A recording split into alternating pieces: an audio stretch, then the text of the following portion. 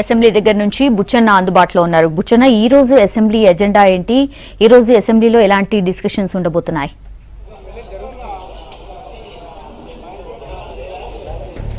సౌమ్య, ఇవాళ అసెంబ్లీలో ప్రధానంగా రైతుల సమస్యలపైన చర్చ జరగబోతున్నది.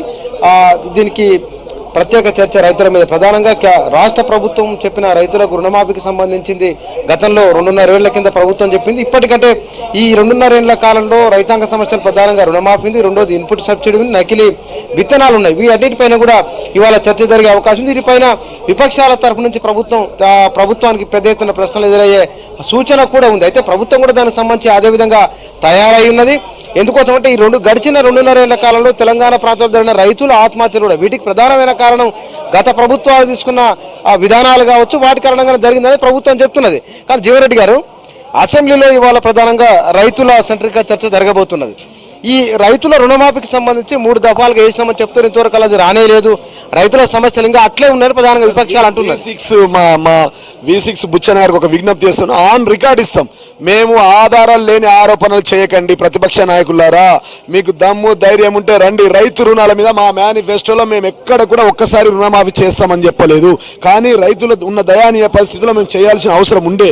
కానీ మేము 4 సార్లు 17,200 కోట్లు చేస్తామని చెప్పినాం. ప్రతి దఫాగా ఒక సంవత్సరం 4,200 కోట్లు ఇస్తామన్నాం. ఇప్పటికే 17,200 కోట్ల రూపాయలు ఇచ్చాం. గతంలో మీరు ఇవ్వలేని, మీకు చేతగాని కాంగ్రెస్ నాయకులు ఇవ్వలేనిటువంటి 480 కోట్ల ఇన్పుట్ సబ్సిడీ మేము వచ్చిన తర్వాత ఇచ్చాం. కానీ ఎఫ్ఆర్బిఎం చట్ట సవరణ చేస్తే కనుక కొంత అవకాశం ఉండేది లేదు. కానీ అది కూడా వచ్చినప్పటికీ కూడా ఇంకా ఎందుకు ఇవ్వలేదని ఒక ప్రశ్న ఉంది. 100% చెప్పినట్టుగా గౌరవనీయులు రాష్ట్ర ముఖ్యమంత్రి వర్యులు కేసీఆర్ గారు రైతు రుణాలపై చాలా స్పష్టంగా ఉన్నారు. ఈ మార్చి తర్వాత ఆ 4వ దఫ కూడా ముట్టిపోతుంది. మీరు ఎట్లాంటి ఆగం కావాల్సిన అవసరం లేదు. V6 ద్వారా రికార్డు తెచ్చుకోండి. ఇప్పటికే 3 దఫాలుగా 12,000 చిల్లర కోట్లను మేము చెల్లింపులు చేశాం. ఇంకా 4,200 కోట్లు అతి తొందరలోనే ఇస్తాం. కొంత ఓపిక కావాలి. మీరు 70 ఏళ్లలో ఎప్పుడైనా సార్, కాంగ్రెస్ ప్రభుత్వం దేశవ్యాప్తంగా మొత్తం 70,000 కోట్లు చేసింది సార్. తెలంగాణ రాష్ట్ర ప్రభుత్వం కేవలం 10 జిల్లాలు ఉన్నటువంటి ఈ రాష్ట్రంలో 17,200 కోట్లు ఇచ్చాం. రైతులకు 24 గంటల కరెంట్ ఇస్తా ఉన్నాం. మీరు ఇవ్వలేని 480 కోట్ల రూపాయలు ఇచ్చాం.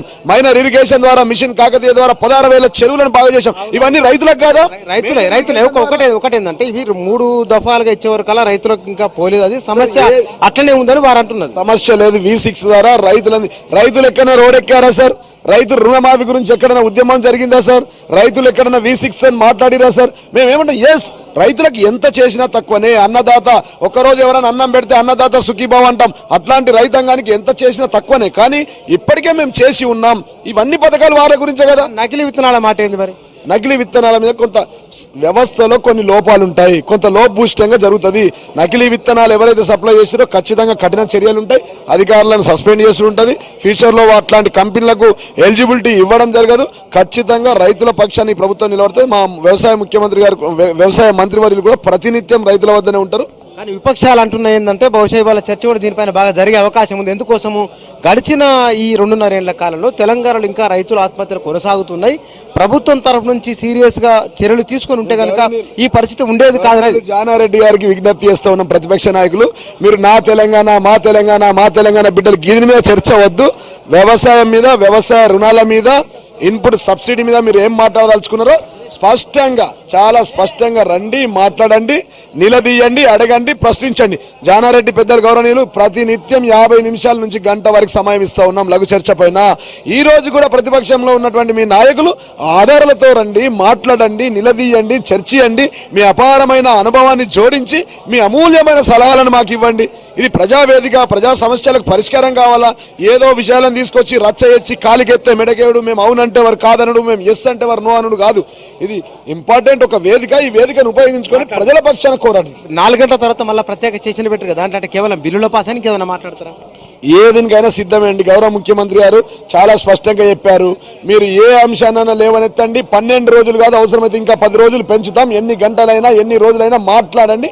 అది ప్రజలకు ఉపయోగపడే విధంగా ఉండాలి. కానీ కేంద్రంలో పార్లమెంటును 35 రోజులు అడ్డుకున్నట్టుగా అడ్డుకోకండి.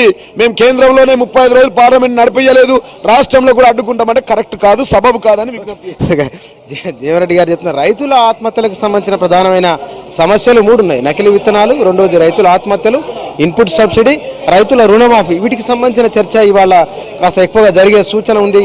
రెండవది 4 గంటల వరకు సమావేశం జరిగిన తర్వాత 4 గంటల తర్వాత కూడా మళ్ళా సమావేశాన్ని పొడిగించే అవకాశం ఉంది. ఎందుకోసం అంటే మొన్న 2 రోజుల కింద 9 బిల్లులను సభలో ప్రవేశపెట్టారు. ఆ 9 బిల్లులు తెలంగాణ రాష్ట్రం ఏర్పడిన తర్వాత ఉద్యోగుల నియామకాలకు సంబంధించి, జీతభత్యాలకు సంబంధించి, అదేవిధంగా కొత్త పోలీసు కమిషనరేట్లకు సంబంధించిన బిల్లులు కూడా పాస్ కావాల్సింది. అందులో బీసీ కమిషన్ కూడా చట్ట సవరణ చేయాల్సి ఉంది. ఇవన్నీ కూడా 4 గంటల తర్వాత జరిగే సమావేశాలు వీటికి సభ ఆమోద ముద్ర వేసే అవకాశం ఉంది.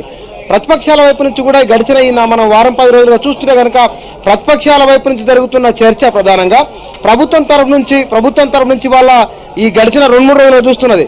ప్రతిదానికి అంటే గతంలో జరిగిన వాటిని, ఈ ప్రభుత్వం వచ్చినాక చేసిన వాటిని అన్ని ఆధారాలతో సహా చూపిస్తున్నారు. బహుశా మరి రైతులపైన జరుగుతున్న చర్చ విషయంలో ఎట్లా ఉండబోతున్నది మనం చూడాలి. సౌమ్య. ఓకే బుచ్చన్న.